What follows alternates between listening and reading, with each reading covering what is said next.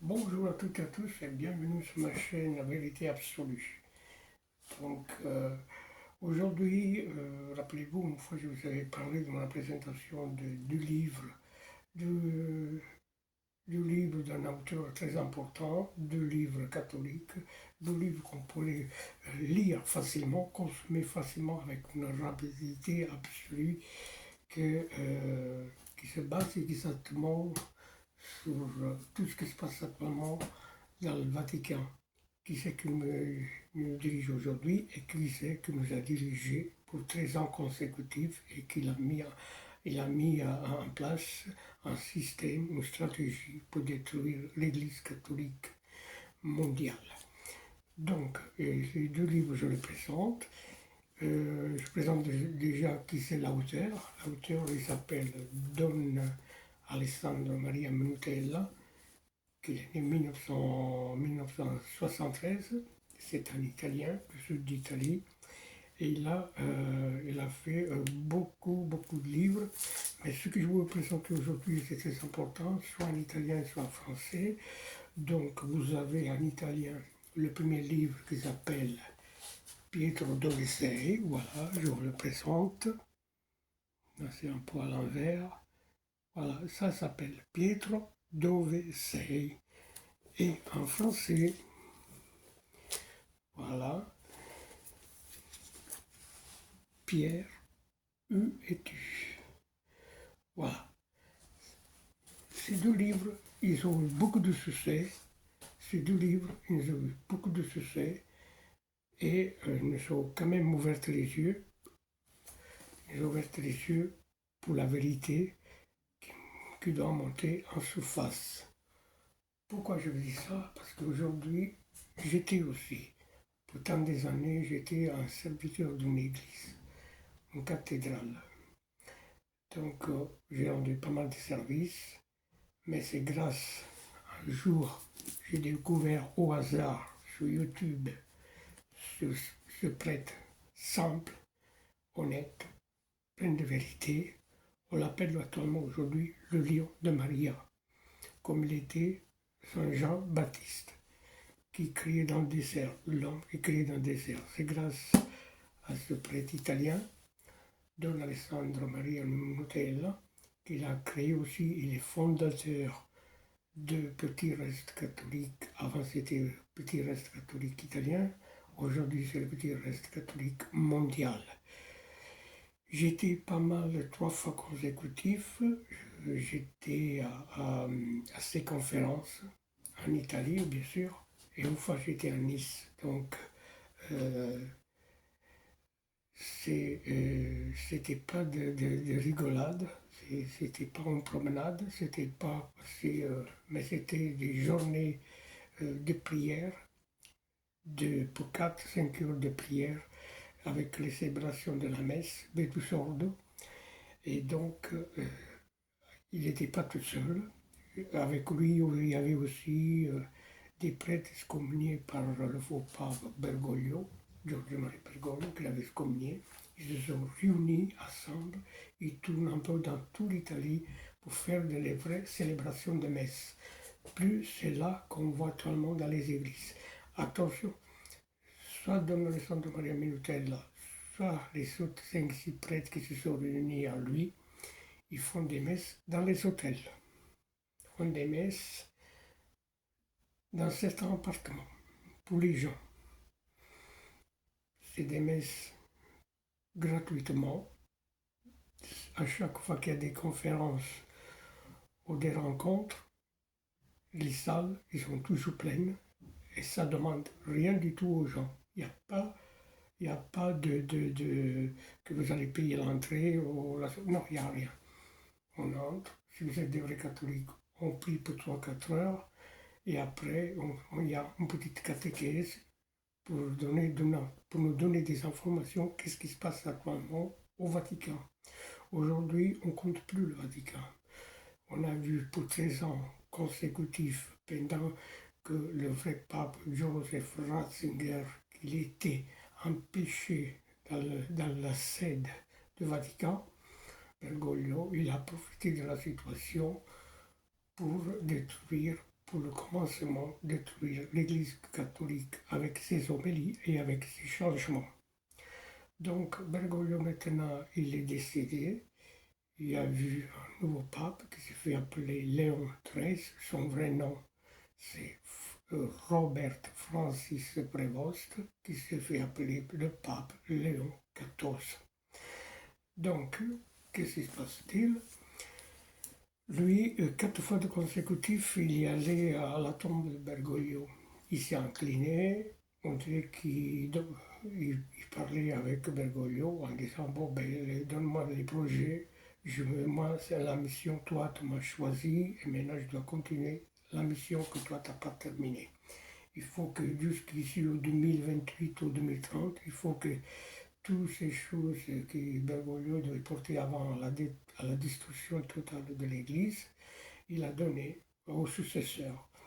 Donc le successeur, c'est Léon XIV, avec son nom Robert Francis Prévost.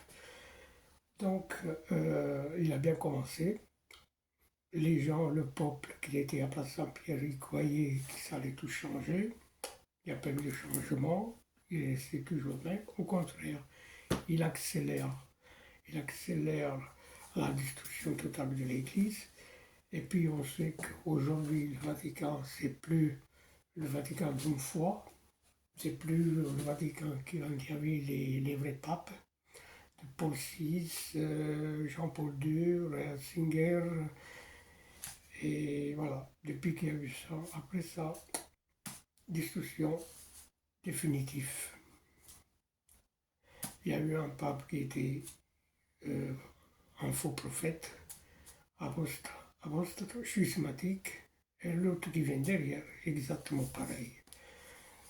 Donc, en tout ça, il y a aussi des... Si j'ai quitté l'Église, c'est parce qu'il y a aussi certains cardinaux qui étaient élus par Bergoglio. C'est des faux cardinaux, élus invalidement, ils se sont vendus tout à la maçonnerie. Ça veut dire qu'aujourd'hui, le Vatican, il est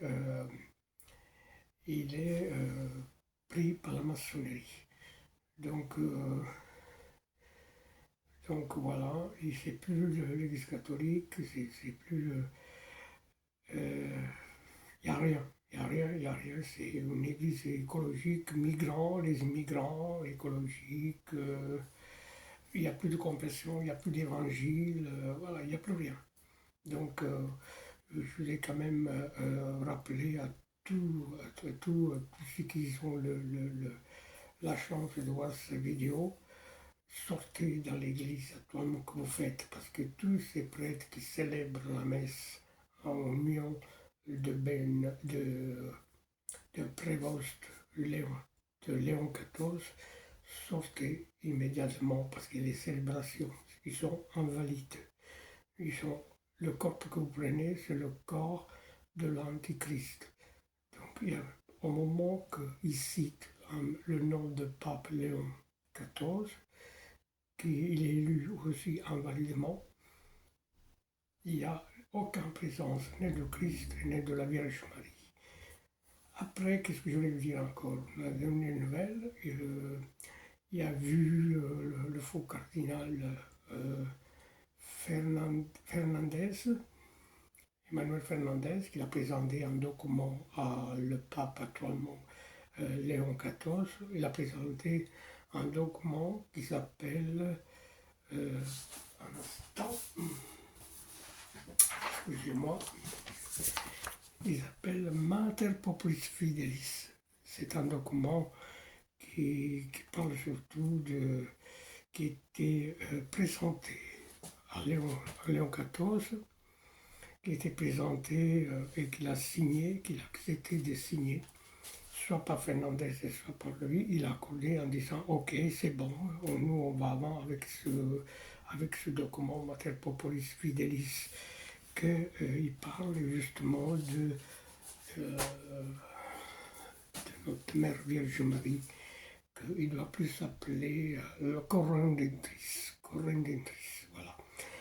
Pourquoi ils ont voulu présenter ça? C'était le dernier dogme que voulait le bon Dieu. justement, il avait dit à la Vierge Marie, voilà, tu vas apparaître à tel endroit.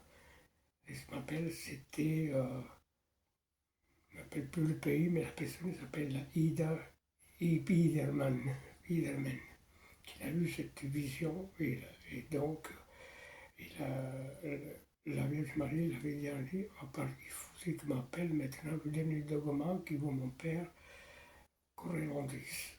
Et malheureusement, euh, Fernandez, depuis qu'il a fait ce document, à part qu'il a fait lui, quand il était encore là-bas, à son pays, il a fait un livre vraiment scandaleux. Il avait écrit un livre de sexe, voilà, pendant clair et net.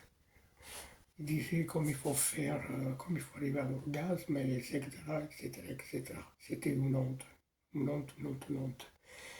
Et puis là, il vient maintenant, il faut, avec son document en disant, il ne faut plus appeler la Vierge Marie Correndis. Donc là, il y a eu beaucoup de catholiques, il y a eu beaucoup de catholiques dans le monde entier qui se sont révoltés. Il y a eu pas mal de catholiques qui ont signé des pétitions et l'ont envoyé à le faux pape Prévost. Donc moi je pense que le faux pape, il ne va pas accepter, il ne va pas répondre, il va faire semblant, il va trouver des excuses. Bon, il va faire comme Bergoglio, il se lave les mains. Donc il y a la gagade, lui il se met à côté, il va au Castel de Gandolf, il va jouer au golf. C'est tout ce qui se passe. Il fait comme Ponce Pilate. Il se lave les mains, je ne veux rien savoir. Moi, j'ai donné l'initiative, ils le font, et c'est tout. Mais il ne faut pas demander à moi. Donc, voilà la situation, encore une fois, et c'est très dramatique. Et puis, le Vatican, maintenant, c'est un siège. C'est plus le Vatican, mais c'est la Babylone, où ils se sont réunis tous les cardinaux vendus à la maçonnerie. Et c'est la base, le siège de Satan.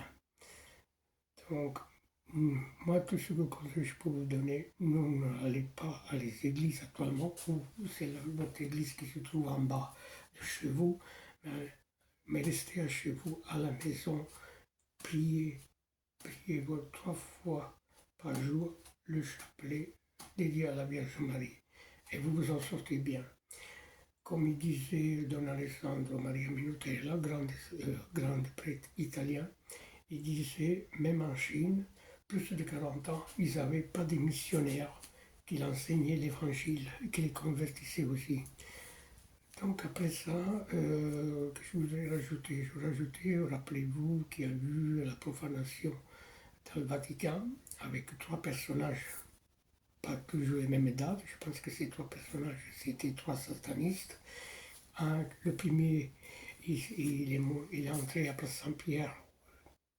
Il est entré à Place Saint-Pierre, il est monté sur l'hôtel, il se promenait avant en arrière.